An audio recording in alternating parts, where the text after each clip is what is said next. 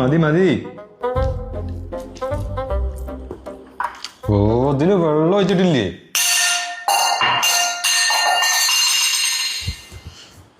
എന്തേട്ടാ ഭക്ഷണം കഴിക്കാൻ തരുമ്പോ വെള്ളം കൂടി കൊടുന്നൂടെ? അതിന് 2 ദിവസം കാത്തുക്കണോ? ഞാൻ മറന്നതാ ഏട്ടാ, അതിനാണിപ്പോ ഈ ഗ്ലാസ് എടുത്തെറിഞ്ഞ്.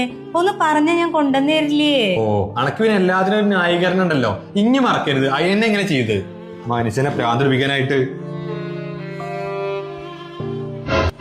അതെ, കടയ്ക്കൊന്ന് പോണം, കുറച്ച് സാധനങ്ങൾ വാങ്ങാണ്ട്. എന്തൊക്കെയാ വാങ്ങാനുള്ളത്?